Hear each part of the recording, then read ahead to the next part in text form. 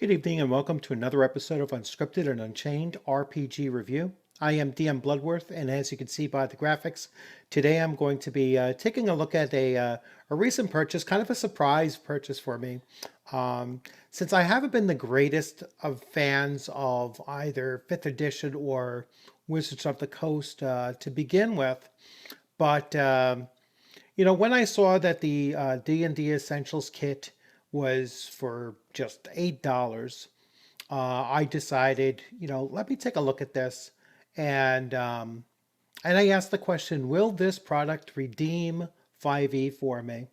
And the reason why I asked that is that I'm half expecting that if I just kept my 5e gaming and eventual dungeon mastering to just what is in the essentials. Very similar to playing D&D Basic from back in the day, and not advancing towards any of the expansion booklets or into any of the other splat books or supplements that came along the way, and just continuously ran low level adventures. Would a more simplified version of 5e be more to my taste? So, without further ado, let's start taking a look at this because I did just pick this up from Amazon. Like I said, slightly less than $8. So it's certainly something that I will replace my D&D Basic 5th edition box set from my shelf, since I do have limited space on my shelf, and this should do the trick, because I think this includes the components that did not, and I was really disappointed with that box set. So without further ado, let's take a look and see if I can have my mind changed about this system. So I'm going to go to the larger view here, and I will open it up. I'm not going to do the whole box opening thing because it's brand new. So for $8, of course, got a complete set of dice, which which this alone can go for $5 or $6 by itself. So already, I'm almost ahead of the game there. Plus, they look nice. I like the red and white crystal. So, the Dragon of Ice Spire Peak is an adventure, and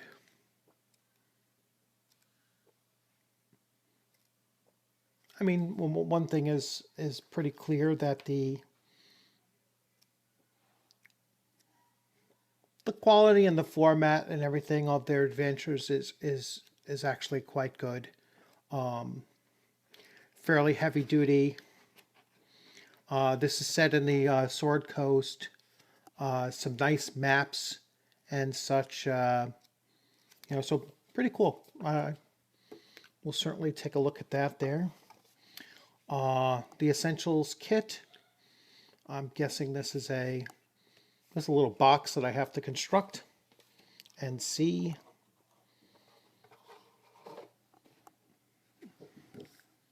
Initiative. I guess these are cards that you hand out. Like I said, I'm not familiar at all with this, so these seem to be these are condition cards. So perhaps you hand these out to the players if they're suffering from a condition. You hand out this here to, so the players know who's going first, second, third through ninth. A few more condition cards. So that's a pretty cool aspect of handing them a card to mark off, all right, this is your condition. Makes it easier for them to remember. All right, so we have the these aren't character sheets. These are like sidekicks. These are sidekicks.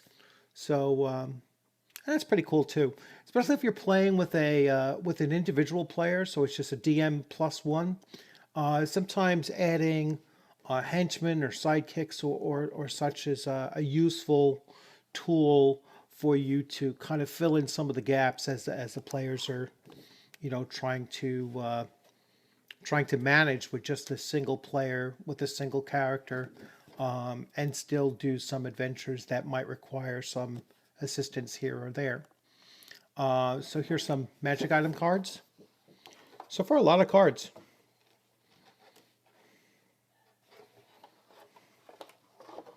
More magic item cards, more magic item cards. I am so not used to magic items being a thing for low level adventuring, being an old school D&D or first edition AD&D player for most of my D&D time, and or even a DM during some of that time as well. We weren't very heavy into handing out magic like it was candy. So here's the Essentials rule booklet. So here we go, and this should include something that the basic set didn't include, and that is character creation, which, yes, it does. It begins right away with character creation. Class features. It looks like it goes from 1st to 6th. I'm looking at Bard here. Cleric, 1st through 6th. So this, unlike some of the basic sets, will take you through, class levels 1 through 3. So this appears to go up to 6. So that actually gives it a little bit more playability. And yet you don't go into a huge amount of detail, up to that point. Now, I've always heard that the power creep that is in 5th edition, and I've only played it a few times, probably about half a dozen times I've played 5th edition. So I never really played with characters leading up into those low middle levels of 5 through 7 or such.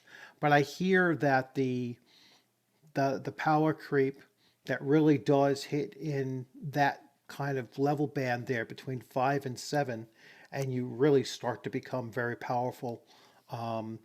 That might just be a misconception on my part, but maybe I'll learn from playing a little bit of Essentials and just limiting my play and DMing to this level here. Now, this seems to be the Dungeon Master's screen. Kind of small. Not very high, and let's see how useful this is. So this gives us the action and combat.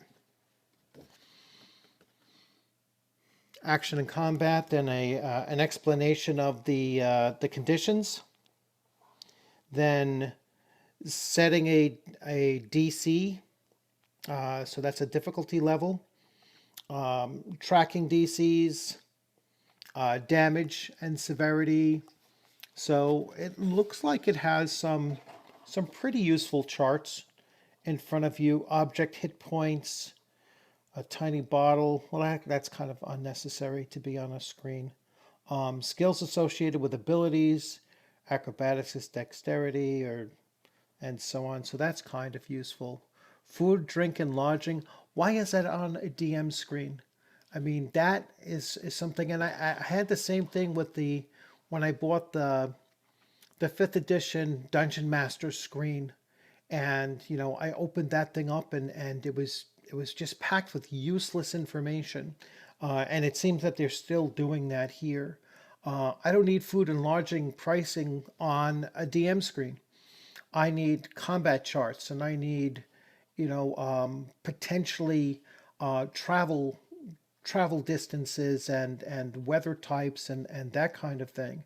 I perhaps random encounters, some of that kind of information on there. But I don't need food and wine listings, and I certainly don't need things like the hit points of an empty bottle of an empty glass bottle. That's kind of silly. So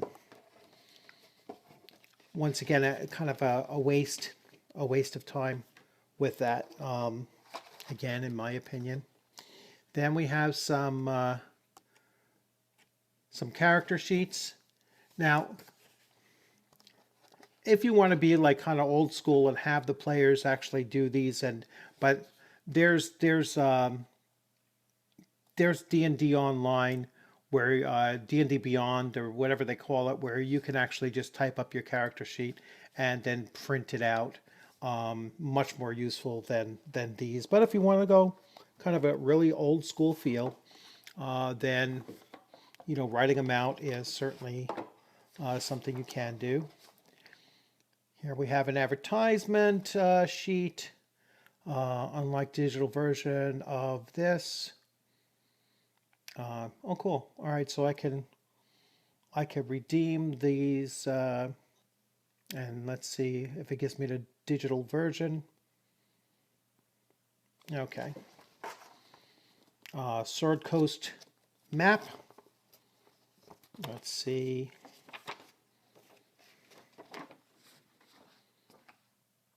So there's Fandalen, and here is the map here. So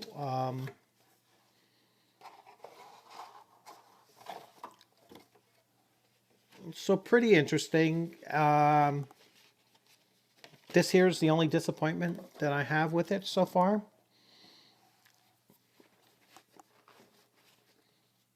A lot of these cards, I kind of like them, but again, that's not something that's super necessary. I'm guessing this box here is going to be where you put all those cards in once you're done using them. And I'm going to struggle to close that box up again. Nice dice. Always good to get some dice. I can definitely see myself limiting my gameplay and my my DMing to just the first 6 levels, because I'm not a huge fan of high level play for 5th edition. I think I've only really done it in one shots, like maybe once or twice in the 6 times that I've played. And when I say high level, I'm talking about mid-level characters and above. I think I played one with an 8th level character, a thief, and or a rogue, whatever they use for it. But for the most part, I'm certainly glad I picked this up. Again, for $8, you really can't go wrong. And it certainly will be a better replacement, a better occupier on my shelf than the regular basic edition. I will give it a nice read through, and and maybe I will try to run that adventure. I'm not a big fan of running official adventures either. I like writing my own, but it's certainly something that I will take a look at. So this is once again probably one of the last products that I'll buy from Wizards of the Coast, and hopefully it's something that can actually redeem the system with me, and I'll actually enjoy creating some low-level adventures, or playing just utilizing what comes in this box set, and not looking to really go much beyond that. So once again, I hope you like this video. I always try not to be too negative about products or companies or whatever, but I'm certainly going to give this a chance. So, and I'm hoping that this product will redeem 5e for me. And based on what I saw with just the rule book and some of the other materials in there, I kind of get it. I kind of like the idea of handing out the condition cards, or look like a little bit too much magic to be handing out for low level. But I also like the fact that it goes from 1 to 6, which I think is a really nice range of levels that you can actually spend quite a bit of time playing the game that way. And as long as you allow for the players to grow very slowly during that time, you could get several months out of playing just a campaign levels 1st through 6. Oh, once again, I hope you like this. Please give it a thumbs up if you enjoyed it. If you haven't subscribed, please consider subscribing. And I look forward to seeing you on the gaming table sometime soon. Hopefully it'll be something that I'm actually running using the D&D Essentials Kit. Have a great evening and take care. Stay safe out there.